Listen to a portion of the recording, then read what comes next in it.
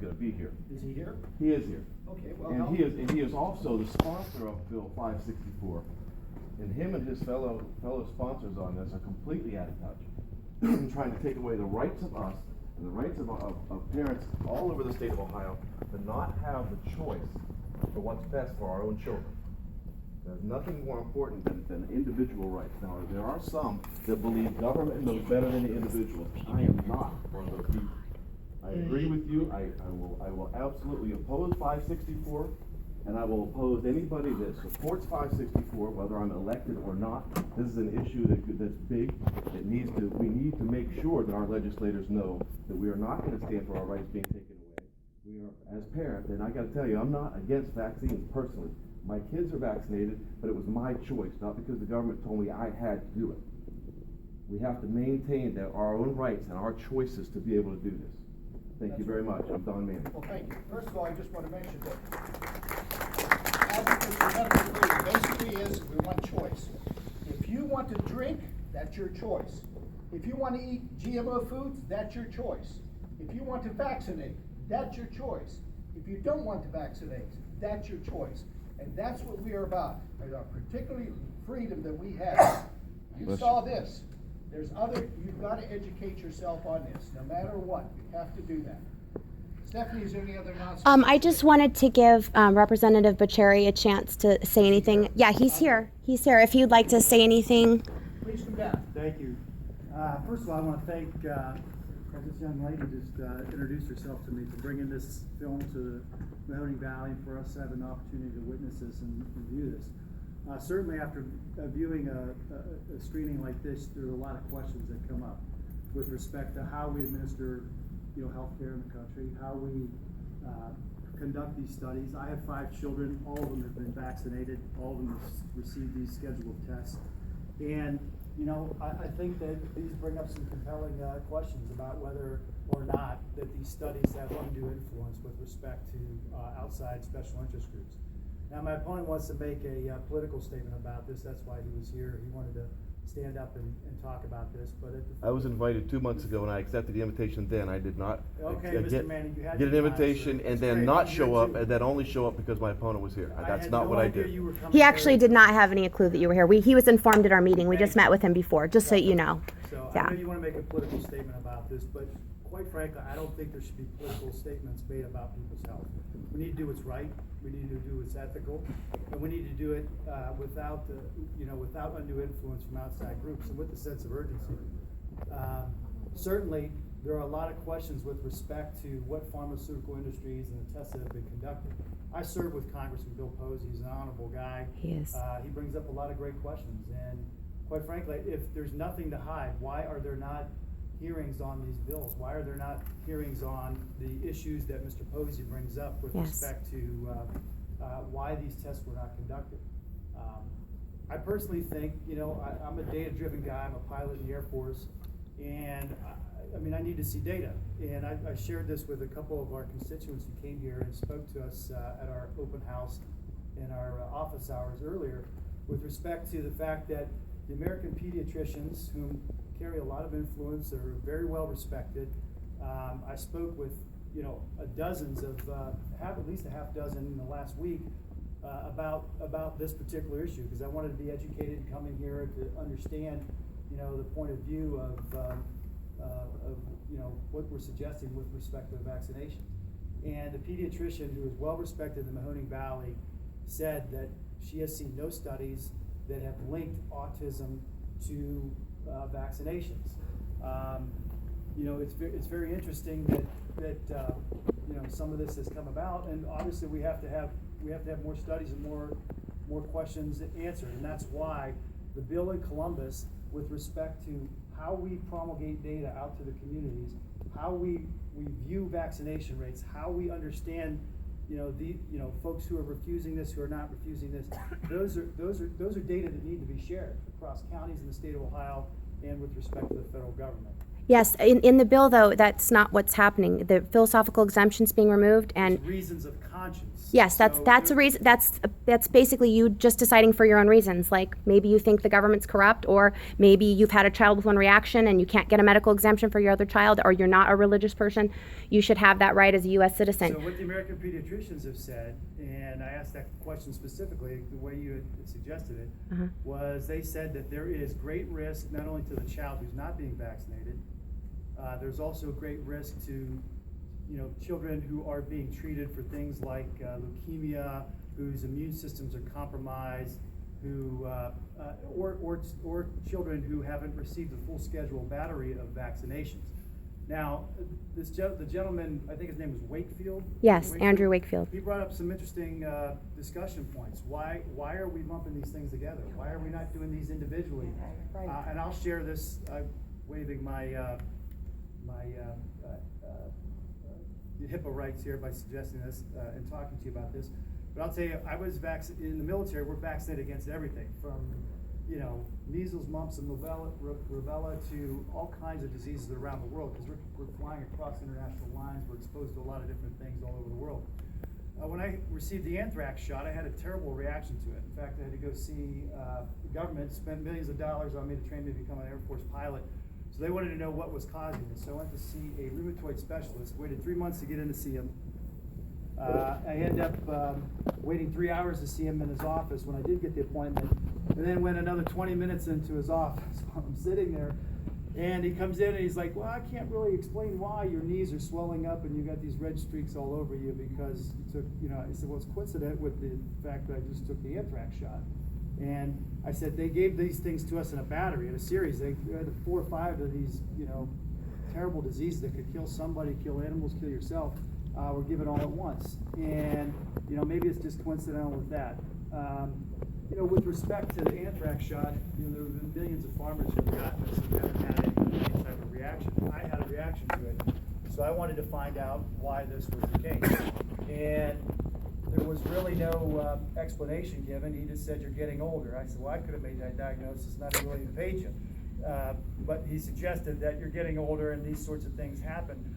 But he said something that was very interesting to me. He said that so oftentimes he goes, it's not necessarily your immune system being compromised, it's overcompensating for being bombarded with, oftentimes these diseases that would kill an individual in some respects.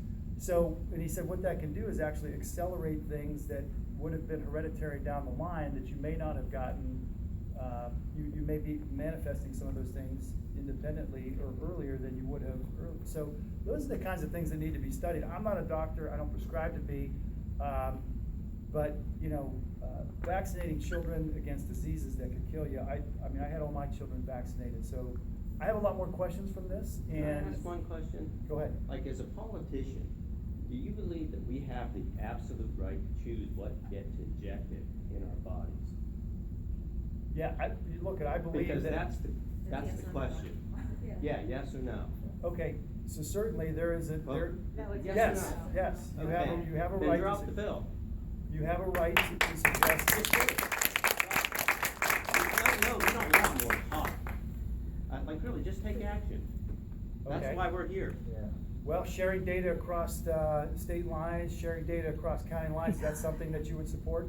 If it was just data being shared, this bill has nothing to do with data being shared. If you want to investigate the difference between vaccinated and unvaccinated children, you should suggest a study on that. Or if you'd like, they already have on websites all across Ohio, you can find out what the vaccination rates are in every single community. That's been going on already for at least 2 years that I'm aware of. Well, You have that sharing data is extremely important. Okay. You because have what you as need you to can know. See the data, Okay. you said yourself, you may not even trust the data that's coming out of the CDC right now. We don't. I fully support. There's I fully support- there's contradictory data in the I fully CDC. Yes. I fully support, having Congress take action to have independent studies being done with this. And there's But no we don't reason. trust Congress. Okay. Okay? Like, bottom line, we want our rights. And why should you take those rights? Yeah. In the meantime, don't force parents to vaccinate their children on time. Hold on. Hold on. Wait. One at a time. Hold it. Go ahead. Listen, folks, One at a time. If we're not gonna get do into a this political order, argument here, and this is gonna be banded here within a short order, so if you wanna have a conversation, you step outside here and have a separate conversation, because right now, this is not the intent here. to get into this political discussion on it. All I want everybody to understand, you have rights. You can collect data in what you have now. There's no reason why you have to change what people have rights have right now to collect Yes. data. It's available. So let's not go to that route at all. That's all I want to tell you. The Okay. data's available. So I'm here because my constituents asked me to come here, all right? I'll answer questions for you after this if you have questions that remain. But this is a discussion. You know, any piece of legislation that's introduced is a discussion. We have a debate, a dialogue, points, counterpoints are made. I can't tell you how many times I've been in committee hearings. I said this to our folks earlier, that I sat there and I'm like, I'm fully with this person. Then you hear the opposite side, like, I'm fully with that person now. And you have to come to some consensus and make a decision. Obviously, there are a lot of questions, and there still is a lot of questions that remain, you know, from legislation that has come out of Congress and how we collect data and how that data is shared with citizens who want to make an informed decision. We want to help you make an informed decision. I have 5 children. I wouldn't want to do something that would be harmful to them, and so I want to make sure that we share this data with Well, people who have let's share the data without having a law preventing the people to make a choice. You can't tell a parent, we want to give you data to give you informed consent, and then not allow us to use that informed consent and make a choice. That is what this bill is I doing. want you to understand what the medical community is saying. I'm not asking what the medical community is saying. I'm asking what our legislators are saying about our choice to our bodies. Okay. This bill does nothing to do anything with Medical data. community, we shared this earlier. I You know. had time to talk earlier with us. I'm talking to this gentleman right here to try to answer his question. One of the things that the medical. But you know what, I fully support what you just said. I don't want to hear We what all- the I think- data says or the medical community, because they deny it all the time. But you know what, I want total decision-making for my daughter. I don't want you to make that choice, and I don't want somebody who paid money to make that choice. Okay, thank you. I appreciate your insight. Could you, I know I asked you, last question. I asked you earlier in the meeting, where did this bill come from? We'll talk after. Thank you. Okay, I you, just want to say Representative Posey did introduce a bill into Congress for a vaccinated versus unvaccinated study, and it's not going anywhere because Congress. So there is something out there. Go ahead, trying- Doc. Would you ask? I've known John for a long time. Our kids go soccer together, everything else. I'll ask, do you take time and just do some research? Come up with a more idea for yourself. I mean, we all get pushed around by different things, and then make sure you get set it up. Look at it, and then give us, you know, do that. That's all you can expect from your legislator. I mean, I missed my child's, or my 2 daughters' soccer game. They're playing Lakeview tonight to come here because I thought this was really important, not because my opponent was here. thank I you. didn't even know you were coming here until I was. He did driving. not know. He didn't know. Quick Hey, John, question for you. What does it take to get Congress to bring William Thompson before him? They keep saying that, you know, we depose so many different people for ridiculous things. You know, why, who does it take? What committee, does it have to come from a committee? How does that process work? Yeah, so the Government Oversight Committee has subpoena authority, that they can subpoena a gentleman like that to come and testify before the committee. Jason Chapitz is the committee chairman right now. I've served with him too. So who's holding it up? Who won't do it? Well, here's what I think should happen. I think that members of Congress should sign what's called an intent letter. To sign an intent letter, and usually if you get a majority of the members of Congress, 218, to sign that, you know, oftentimes they can petition the House rules to actually make it happen. So, you know, having served in Congress, if I saw a movie like this, you know, I would probably sign on to that letter and say, let's have a discussion about it. Let's bring this person to the committee hearing, and let's see what was promulgated, what was discussed, and what wasn't. So you'd have to compel your congressman to sign that. Right. I don't know if Congressman Bill Johnson has signed a letter as such. I've been trying to get his here for a long time. Yeah. I don't know. That would never happen unless you compel. At this point, would you encourage connections that you have to look at this information and consider the subpoena? Well, I hope that we have a debate about this in Columbus so that our state legislators can compel members of Congress to at least take a look at this and Okay. see if there's some connection. Share data. Provide this information to citizens so they can make an informed decision.